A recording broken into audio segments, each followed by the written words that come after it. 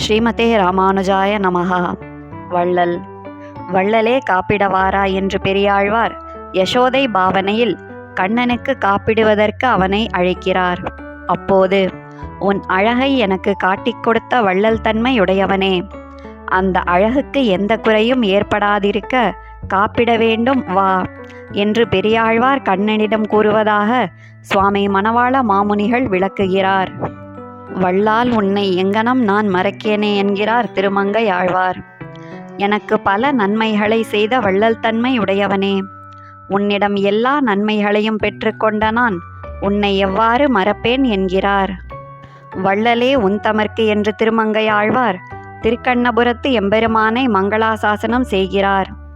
அடியார்களுக்கு பல நன்மைகளை செய்யும் வள்ளல் தன்மையுடையவன் திருக்கண்ணபுரத்தில் எழுந்தருளி இருக்கிறான் என்கிறார்.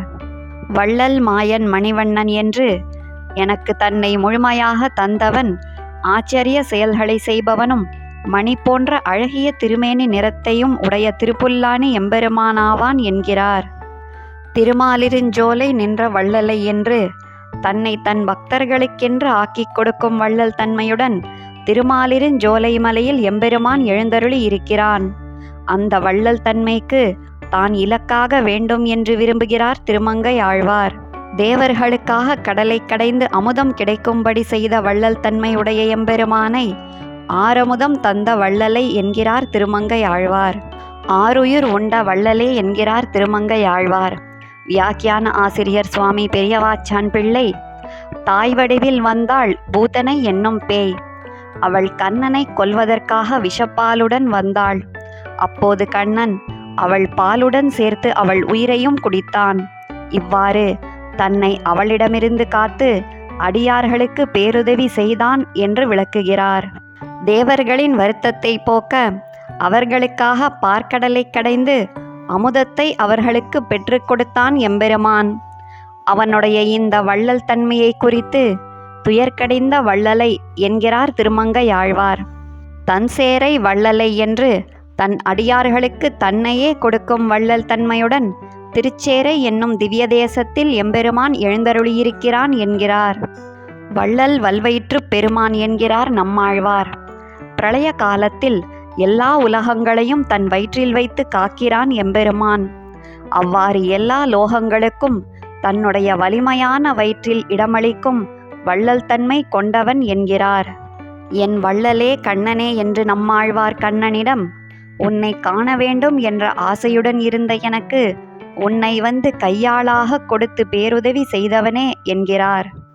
பாமருவி நிற்கத் தந்த பான்மையே வள்ளலே என்று நம்மாழ்வார் தன்னை திருவாய்மொழி பாடும்படி செய்த எம்பெருமானுடைய வள்ளல் தன்மையை பற்றி கூறுகிறார்.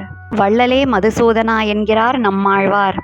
இதை சுவாமி நம்பிள்ளை, எந்த தகுதியும் என்னிடம் எதிர்பார்க்காமல் தன்னுடைய கருணையே காரணமாக எனக்கு தன்னையே கொடுத்தான் எம்பெருமான்.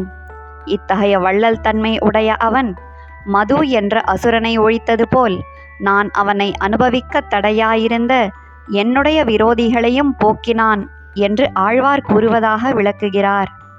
பல கல்யாண குணங்களை கொண்ட வள்ளல் தன்மை மிக்கவன் எம்பெருமான் என்பதனால் அவனை சீர்வள்ளல் என்கிறார் நம்மாழ்வார்.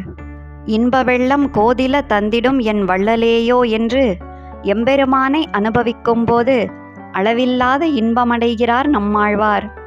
அத்தகைய இன்பமான அனுபவத்தை தனக்கு கொடுத்த வள்ளல் தன்மையை பற்றி குறிப்பிடுகிறார். வள்ளலே மணிவண்ணா என்கிறார் நம்மாழ்வார். எல்லையில்லாத வள்ளல் தன்மை கொண்டவன் மணி போன்ற நிறத்தை உடைய எம்பெருமான்.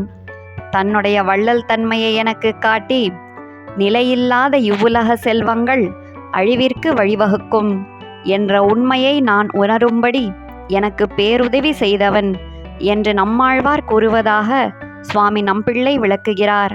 வள்ளல் மணிவண்ணனே என்று பெருமதிப்பை உடைய நீலரத்தினம் போன்ற திருமேனியை எனக்கு அனுபவிக்கும்படி கொடுத்த வள்ளல் தன்மை கொண்டவனே என்று எம்பெருமானை ஆழ்வார் கூறுகிறார். ஆழ்வார் எம்பெருமானார் ஜீயர் திருவடிகளே சரணம்.